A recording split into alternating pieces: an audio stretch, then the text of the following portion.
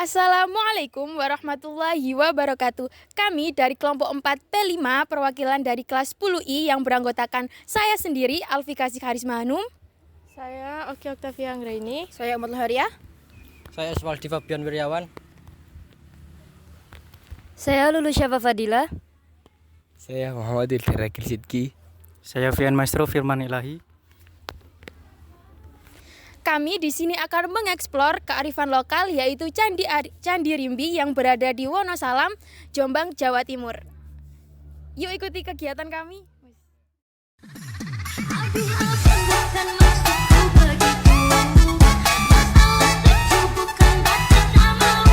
Candi Arimbi adalah sebuah bangunan peninggalan dari masa klasik yang berada di Dusun Pulosari, Desa Pulosari, Kecamatan Bareng, Kabupaten Jombang, Jawa Timur. Nama Rimbi dikaitkan dengan nama tokoh pewayangan bernama Arimbi, yaitu seorang istri dari Werkudara atau yang biasa dikenal dengan nama Bima. Selain itu, nama Rimbi juga dikaitkan dengan dua makam misterius yang bersebelahan di dekat sungai yang tak jauh dari Candi Arimbi. Menurut cerita warga setempat, makam itu diduga merupakan pesarian Prabu Arimbi dan adiknya Dewi Arimbi yang menjadi legenda kawasan ini. Meski belum ada bukti ilmiah apapun tentang sosok tersebut, warga setempat mempercayai bahwa detail ini merupakan informasi mengenai asal-muasal lokasi dan cerita budaya setempat. Candi bercorak Hindu ini juga biasa disebut Cungkup Pulo oleh masyarakat setempat. Runtuhan bangunan candi ini pertama kali ditemukan pada akhir abad ke-19 oleh Alfred Wollens dalam perjalanan ke Wonosalam untuk mengumpulkan contoh-contoh tumbuhan. Candi Arimbi mulai diteliti oleh John Abel pada tahun 1907 dan baru dilakukan perbaikan pada awal tahun 1990. Candi ini dinyatakan sebagai objek cagar budaya oleh pemerintah Kabupaten Jombang pada tahun 2020.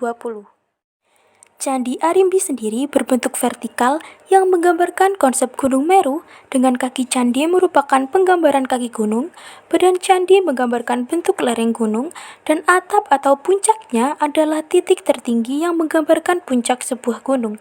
Secara umum, candi yang terdiri atas 3 bagian ini disebut sebagai Triloka. Atap candi sendiri menggambarkan alam atas atau Swaloka, yang merupakan tempat para dewa bersemayam. Bagian atap ini biasanya berhiaskan puncak candi yang disebut sebagai Ratna. Akan tetapi, atap Candi Arimbi sendiri sudah runtuh seluruhnya, sehingga sudah tidak bisa diperkirakan lagi bentuknya. Karena inilah, Candi Arimbi pernah dikatakan sebagai candi yang paling membingungkan bagian atapnya oleh para ahli sejarah. Sedangkan tubuh candi menggambarkan alam antara atau Buarloka, yaitu alam dunia manusia yang sudah tidak terikat lagi dengan hal-hal duniawi. Candi Arimbi memiliki tubuh yang lebih kecil dibandingkan dengan kakinya, sehingga terlihat memiliki selasar yang mengelilinginya. Dan kaki candi merupakan penggambaran alam bawah atau Burloka, yaitu alam manusia yang dikuasai oleh hal-hal duniawi. Kaki Candi Arimbi sendiri terbagi menjadi 2 susunan yang menonjol keluar dan menonjol ke dalam. Di bagian yang menonjol inilah terukir relief-relief candi yang kondisinya masih bisa dibilang baik.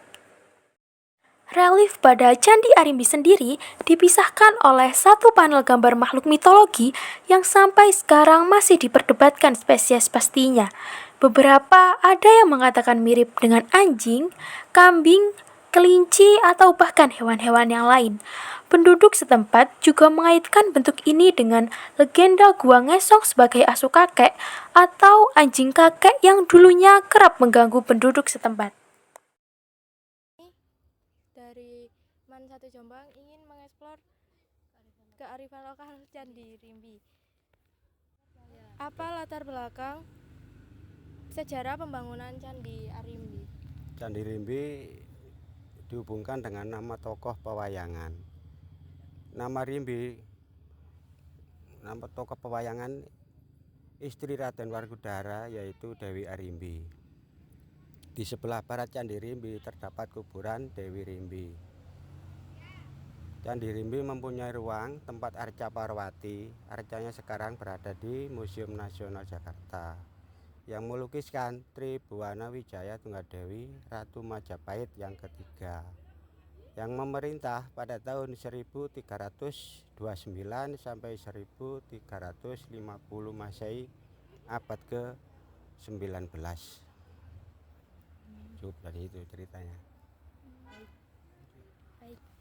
Apa saja yang tradisi yang masih dilakukan di Candi Arimbi, Pak?